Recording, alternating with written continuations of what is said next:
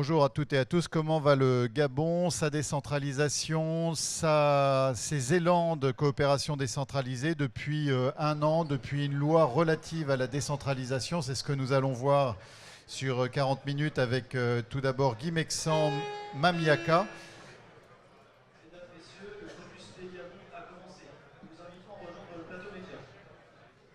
Monsieur Mamiaka, qui est ministre délégué auprès du ministre de l'Intérieur du Gabon, et ainsi que Calixte Nsié-Edan, qui est ministre délégué auprès du ministre, celui des Affaires étrangères, toujours au Gabon, bien sûr. Messieurs, peut-être l'occasion à la fois d'accueillir vos troupes et d'ouvrir la réflexion sur ce qui se passe dans votre pays sur un plan institutionnel, avec un effet déclencheur en termes après de développement. Veuillez nous donner à la fois la dynamique, le pitch, et introduire peut-être les témoignages des élus locaux qui vont arriver après vous. Monsieur Mamiaka. Merci, bonsoir. Alors, comme vous l'avez fort bien indiqué, notre pays s'inscrit dans une dynamique de décentralisation davantage avérée. Il y a à peine un an, nous venons d'ailleurs de prendre la dernière loi sur la décentralisation, qui va donc marquer davantage l'autonomisation de nos collectivités locales vers leur autodétermination. Et notre présence ici marque justement notre volonté, celle du chef de l'État, son Excellence Ali Bongo Ondimba, et du gouvernement gabonais de matérialiser de manière réelle et effective la question de la décentralisation, dont évidemment la coopération décentralisée reste un outil indispensable, en référence d'ailleurs au sous-thème arrêté par le Gabon, relatif à la décentralisation, l'outil nécessaire au développement pour l'émergence du Gabon. Il est important que nous prenions conscience et que nous, gouvernement gabonais, accompagnons nos collectivités locales pour qu'elles s'aperçoivent qu'elles sont véritablement au cœur et au centre du développement de notre pays.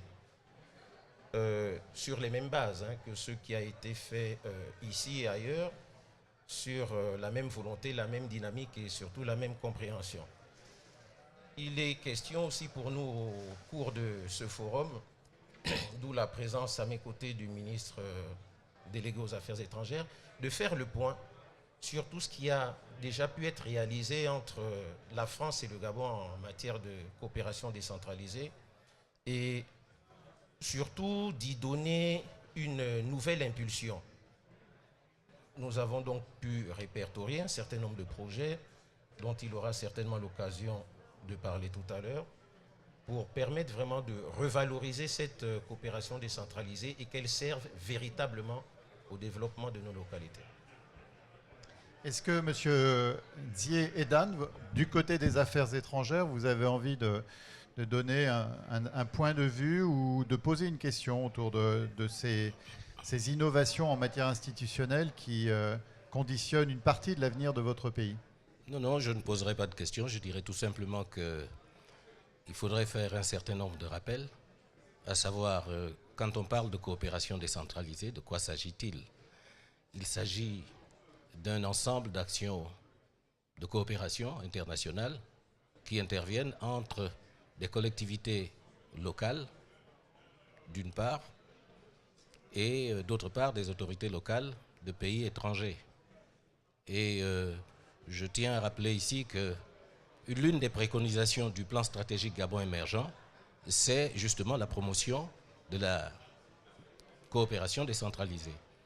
Et vous le savez, parler de coopération décentralisée, c'est parler d'approfondissement de la démocratie.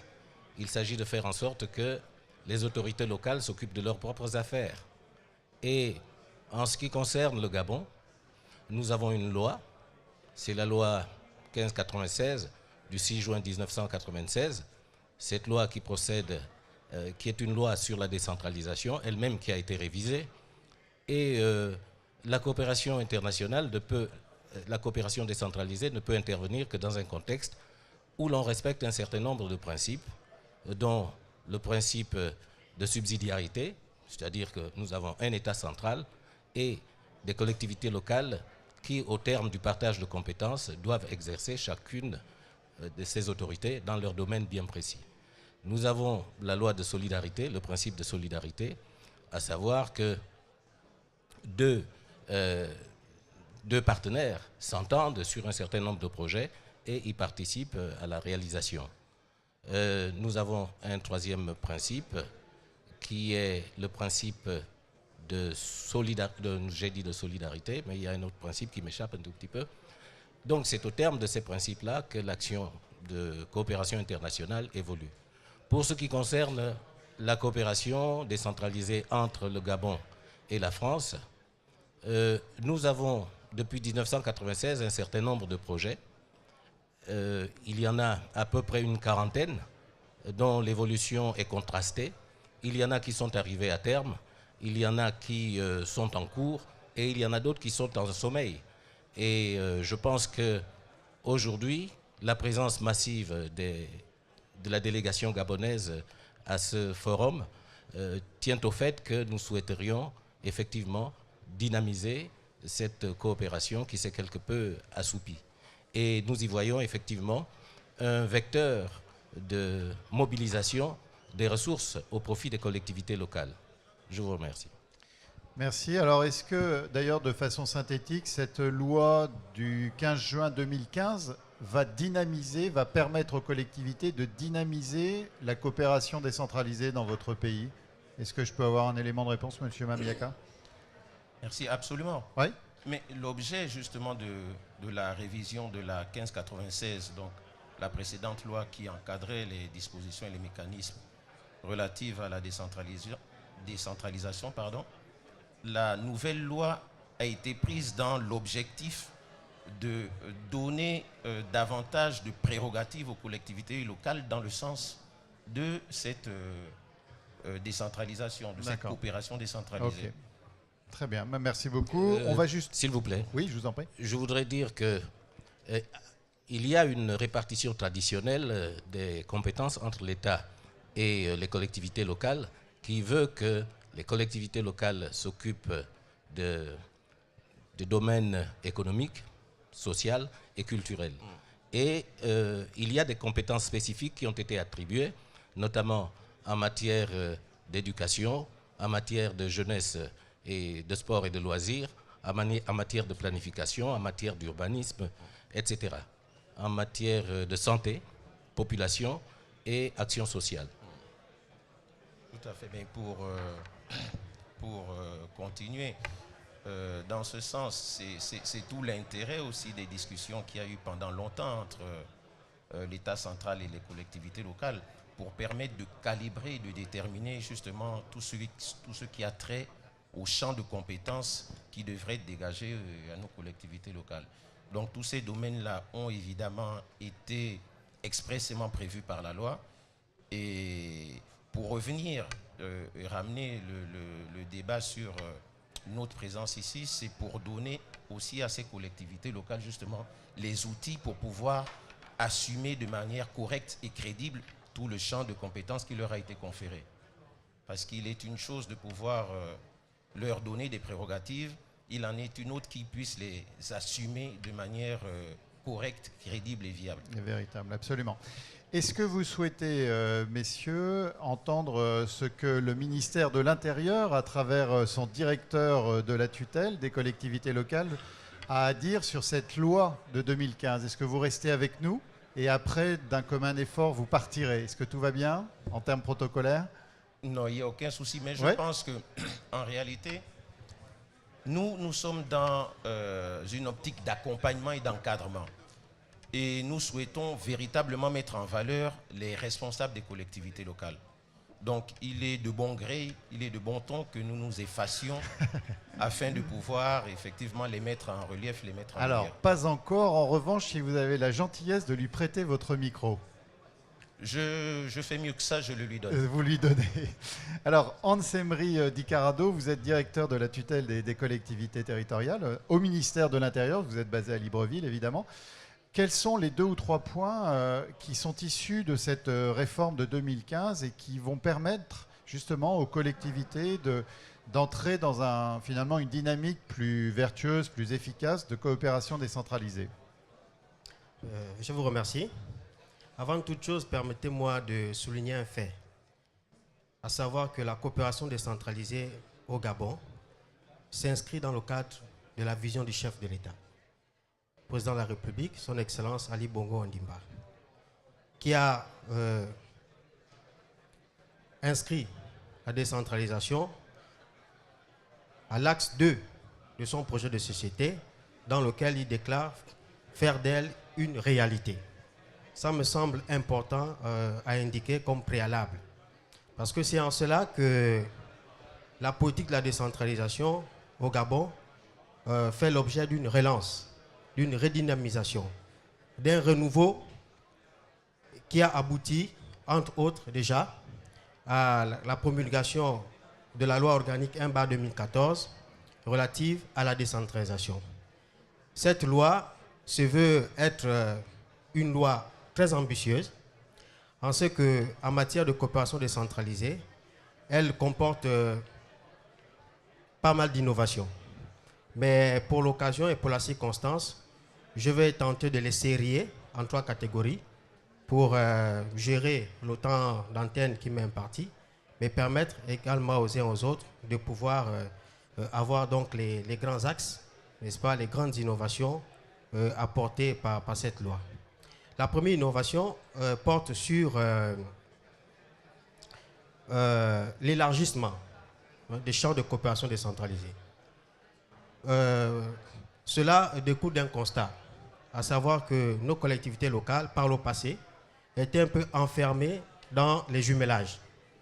Et les projets de coopération décentralisée portaient essentiellement sur des actions culturelles et artistiques, ce qui ne permettait pas effectivement de valoriser véritablement les autres potentialités de leur territoire. Et juste pour ma gouverne, les collectivités respectaient la loi ou débordaient un petit peu quand même, hein? Elles respectaient la loi, autant que faire se peut.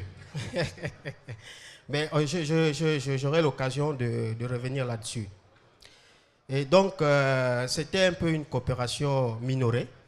Il a fallu effectivement l'élargir par l'identification de nouvelles formes de coopération décentralisée afin de leur permettre effectivement d'être un peu plus dynamiques, de valoriser au mieux leurs potentialités et de se constituer en force de proposition. Puisque la coopération décentralisée nous inscrit dans une dynamique, dans un partenariat gagnant-gagnant. Il ne s'agit pas effectivement de tendre la main, mais il s'agit effectivement de susciter des échanges. L'autre innovation porte sur la diversification des acteurs. Par le passé, les collectivités locales étaient autorisées effectivement à nouer des partenariats entre elles, donc avec leurs homologues. Mais aujourd'hui, elles ont la possibilité de nouer des partenariats avec des organismes internationaux, ce qui n'est pas négligeable, parce qu'à la matière, par exemple, nous avons l'OPNUD, par exemple,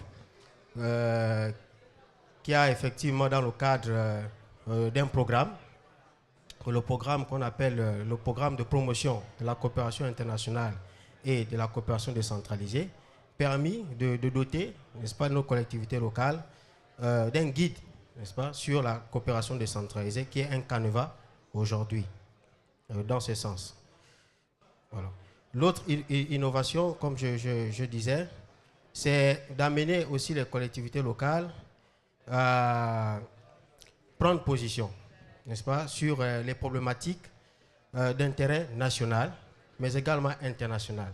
Donc de faire un peu ce qu'on appelle du développement local global. Cela consiste non pas à se cantonner, sinon tout en menant des projets, des micro-projets, en vue de l'amélioration des conditions de vie de leur population, participent également, apportent leur contribution au niveau national pour faire en sorte que le développement du pays soit un développement local, harmonieux et durable, n'est-ce pas? Une innovation, et non de moindre à souligner, c'est la mise en place également d'une commission nationale sur la décentralisation, qui sera en fait comme un observatoire de la coopération décentralisée à laquelle les collectivités locales sont partie prenante, n'est-ce pas? Donc c'est autant d'innovations qui sont prévues dans la nouvelle loi et dont les outils sont déjà existent, n'est-ce pas? Et que les organes effectivement sont en train d'être mis en place, n'est-ce pas? Je ne sais pas si j'ai oublié un élément. Je pense qu'en substance, ce sont les quelques innovations que nous pouvons indiquer sur ce plateau. Guy, restez encore quelques instants. Guy Mexan Mamiaka, est-ce que quand ce représentant de votre ministère parle des collectivités, est-ce que ce sont plus des petites, des rurales, des départements? Quelles sont les collectivités, selon vous, qui vont le plus profiter de ce nouveau texte?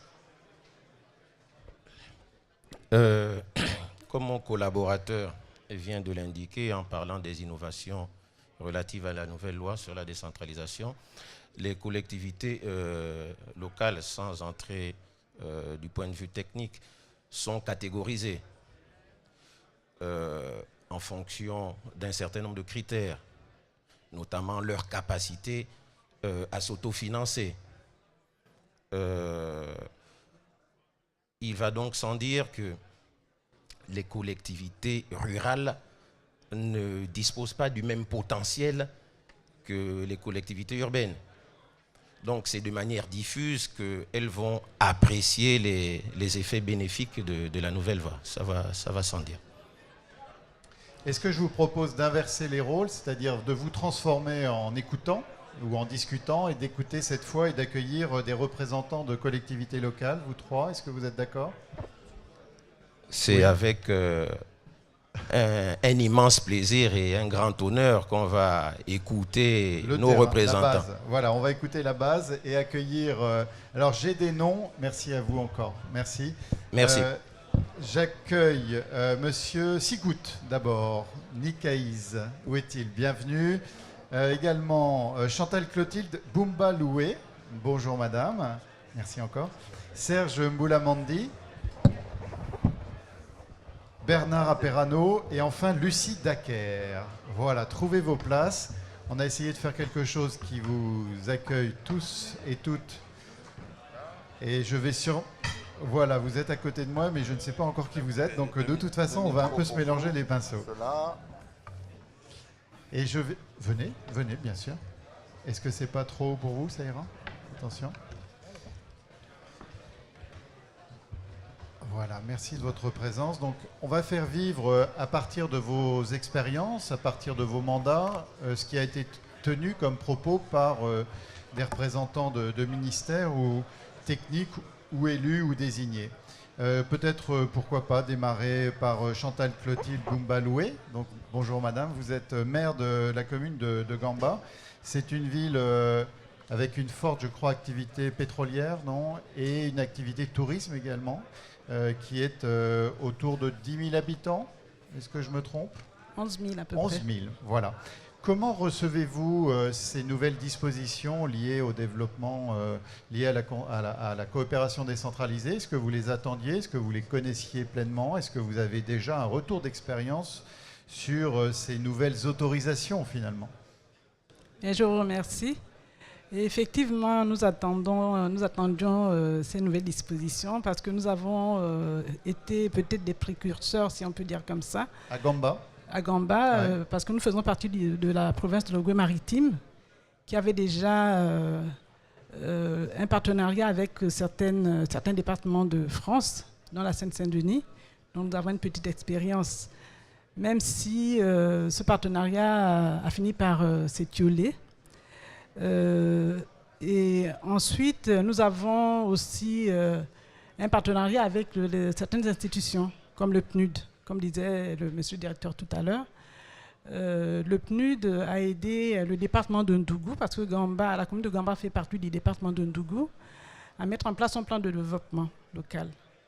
Et à la suite de ce plan de développement local, la commune de Gamba et le département ont décidé de confier au PNUD une partie de leur budget d'investissement. Et donc ça s'est concrétisé par plusieurs actions, plusieurs projets. Donc nous attendions effectivement avec beaucoup d'intérêt la mise en pratique effective de la loi sur la décentralisation. Et sur le propos, et ce sera un peu la même question à chacun de vos voisins, sur le propos plus politique porté par M. Mamiaka ou M. Nzié Edan, est-ce que vous avez quelque chose à apporter venant justement d'un de ces territoires qui composent le pays? Mais nous souhaitons effectivement que notre administration nous accompagne parce que nous ne sommes pas des éléments isolés. Nous avons notre administration qui devrait être là pour lancer les bases, pour nous permettre effectivement de mettre en pratique cette décentralisation que nous attendons effectivement avec beaucoup d'empressement. Bon, il faut dire que, comme disait M. le ministre, il y a des communes ont différentes potentialités et les unes et les autres n'ont pas cette possibilité de se développer de manière efficiente parce qu'ils n'ont pas de fonds propres. Et la coopération décentralisée, indépendamment du financement, peut nous permettre de faire un échange d'expériences par des experts, etc. Voilà. Merci. Peut-être je vais vous faire patienter, je me suis trompé, parce que vous représentez un conseil départemental et autant continuer dans cette valse des communes. On va aller vers des communes plus modestes que Libreville, peut-être Fougamou par exemple. Il n'y a pas beaucoup d'habitants là-bas, c'est 3500, mais c'est quand même un bon potentiel, c'est cela, 3500 habitants? Oui, je voudrais d'abord vous remercier et dire que c'est 3700. 3700, voilà. Donc vous êtes vous, Serge Moula Mandi, le représentant. Voilà. Maire de la commune de Fougamou. Moi, ce que je dirais à propos de cette loi, et pour, je dirais, marquer le pas et emboîter celui du gouvernement, nous on dit c'est une bonne chose. Parce que vous savez, aujourd'hui, déjà, il faut en premier remercier la volonté de ceux-là qui sont les dirigeants de ce pays aujourd'hui, qui, ma foi, se sont dit qu'on ne peut pas laisser les communes rester en vase clos, on ne peut pas laisser les communes toujours dans l'assistanat, parce qu'aujourd'hui, l'État-providence ne paye pas. Le développement ne peut pas seulement venir de l'État central. Et c'est pourquoi je voudrais demander ici aux ministres qui sont là d'être les interlocuteurs des communes pour dire que nous remercions comme ça le chef de l'État, son Excellence Ali Bongo Ondimba, qui met comme ça à toute sa volonté pour voir l'effectivité de la décentralisation, pour voir aujourd'hui les communes du Gabon se prendre en charge et comme ça démarrer leur développement en réalité. Parce que nous on avoue que le développement doit commencer à la base. J'ai une anecdote que je pourrais vous raconter pour essayer d'étayer cela. Nous avons une expérience dans un village de mon département. Il y a une commission des pompes hydrauliques villageoises qui sont arrivées pour vouloir installer des pompes dans notre village. Ils sont arrivés de l'État central, ils ont installé des pompes publiques, mais ils ne se sont pas d'abord accoutumés aux populations et demandé où on devrait placer ces pompes. Ils ont installé des bornes fontaines qui n'ont jamais été utilisées. Quelques mois après, ils sont revenus pour dire mais vous n'utilisez pas ces bornes fontaines pour quelle raison? Le chef de village a répondu à la commission en disant vous ne pouvez pas venir dans notre village nous imposer des endroits pour installer des bornes publiques. Nous vous signalons juste que cet endroit où vous avez installé la borne publique est un ancien cimetière. Donc vous connaissez vous connaissez les Africains, vous connaissez les hommes. Là où il y a eu un cimetière, on ne peut pas boire de l'eau. Et c'est pourquoi nous remercions aujourd'hui les nouvelles autorités qui disent... En France aussi, hein, je pense. Ah d'accord. C'est pourquoi nous remercions les nouvelles autorités qui aujourd'hui pensent que le développement doit commencer par la base. Fougamou, aujourd'hui, est reconnaissant en disant que venir ici à ce forum, c'est une occasion aussi pour nous de présenter cette partie du Gabon, située dans la 4e province de ce pays, dont le chef-lieu est Mouila. Nous sommes le chef-lieu du département de Tsama-Magoti. À l'entrée du sud, en partant de Libreville, nous sommes aujourd'hui très heureux de dire au monde que Fougamou existe. Fougamou, c'est aussi le Gabon et il y a beaucoup de potentialités. La forêt, les rivières, les parcs, des lieux mythiques comme le sanctuaire aujourd'hui Notre-Dame des Trois Épis qui date de 1800. Les chutes de l'impératrice Eugénie qui ont été baptisées par Paul Bellumi du Chahut. C'est une occasion pour nous de dire merci au forum, merci aux autorités et que nous pensons que la coopération décentralisée est une très bonne chose parce que ça nous permet d'échanger, ça nous permet de nous faire connaître. Très bien. Et est-ce que vous avez un historique en matière de coopération plus ou moins formellement identifié comme tel? Oui, nous avons commencé. Fougamou, c'est une commune qui est de plein exercice depuis 1998. Ouais. Le maire de cette commune, le ministre Marcel Dupambi Matoga, qui était le premier maire de cette commune, avait noué une coopération décentralisée avec les Ardennes 3 cantons. C'est une coopération qui a marché dans son temps. Après, elle s'est, comme pour emprunter l'expression de ma collègue Étiolé, ouais.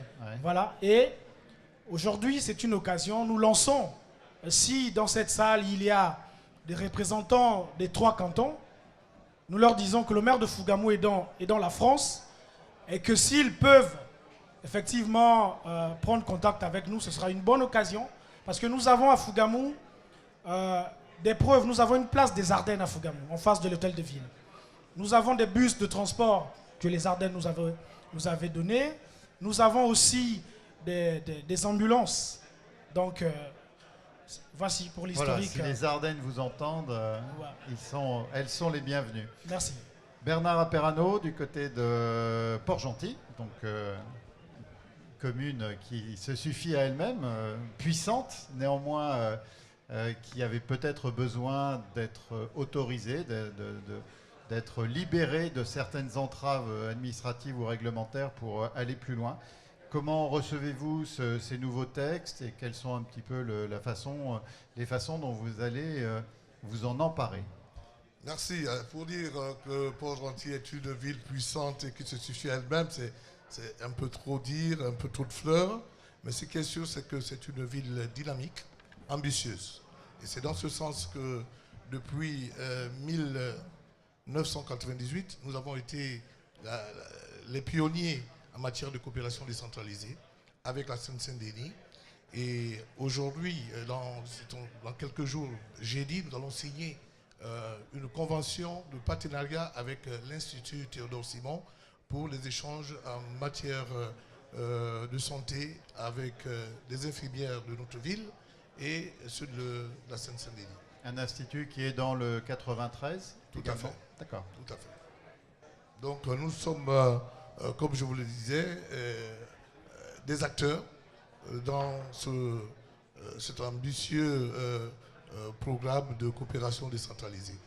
Et évidemment, la nouvelle loi nous engage pleinement, nous donne d'autres cordes à notre arc, parce que nous pouvons maintenant négocier directement avec les institutions. Ce que vous ne pouviez pas faire avant. Avant, tout à fait. D'accord. Et là, en plus de cela, Port-Gentil a nourri l'ambitieux projet ou programme d'électrification de notre ville en éclairage solaire.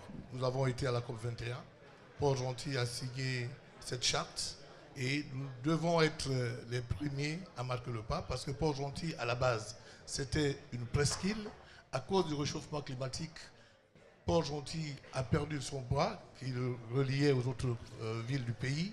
Bon, maintenant et puis ensuite nous sommes revenus une île. Maintenant avec la nouvelle route Port-Gentil-Omboué que le président de la République, son Excellence Ali Bongo Ondimba, offre à nos populations, c'est-à-dire à la ville de Port-Gentil, d'être désormais reliée au reste du continent, va nous permettre également de comprendre que la ville est menacée. Elle est tellement menacée par le réchauffement climatique, donc il faut des énergies renouvelables pour pouvoir éclairer notre ville. Et c'est dans ce sens que nous avons des projets à présenter à nos futurs partenaires pour regarder dans quelle mesure nous pouvons financer toutes nos nouvelles voiries avec l'éclairage solaire. Est-ce que cette loi aurait pu aller plus loin, selon vous? Disons que toute loi peut aller plus loin, mais déjà le pas qui a été franchi est important, est très important. Dont acte. Monsieur le représentant de Libreville, voilà, on va vous outiller de ce micro tout vert. Vous êtes maire adjoint dans cette grande ville, vous êtes monsieur Sikout. Comment avez-vous écouté, entendu voulez-vous réagir aux propos annoncés d'un conseil départemental et aux propos passés de vos collègues? Merci. La coopération décentralisée est un outil au service des collectivités locales pour l'émergence du Gabon. Les membres du gouvernement gabonais qui nous ont précédés ici ont tracé les pistes en indiquant les innovations de la nouvelle loi sur la décentralisation. C'est à nous donc, collectivités locales, de prendre les dispositions nécessaires pour ouvrir les routes nécessaires à cette politique qui consistera à faire en sorte que la coopération décentralisée nous aide véritablement à atteindre cet objectif de l'émergence. Libreville, capitale du Gabon, vise naturellement un objectif, c'est de faire de cette capitale, en rapport avec l'objectif de l'émergence, une ville chef de file continentale au plan multiforme du développement. Il faut noter que la commune de Libreville a énormément expérimenté la question de la coopération décentralisée. Avec le département des Hauts-de-Seine, ici en France, nous avons pu construire 13 écoles qui ont été mises à la disposition de l'État central via le ministère de l'Éducation nationale. Aujourd'hui, avec la commune de Levallois-Perret, jumelée à Libreville, nous sommes dans ce grand projet d'aménagement du futur grand cimetière de la commune de Libreville.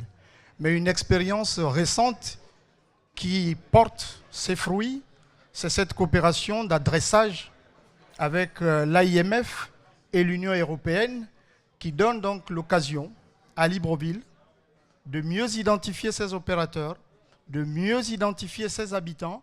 Et l'une des résultantes visibles aujourd'hui, c'est que Libreville est sortie de sa situation de budget déficitaire avec un budget dorénavant excédentaire depuis l'année dernière.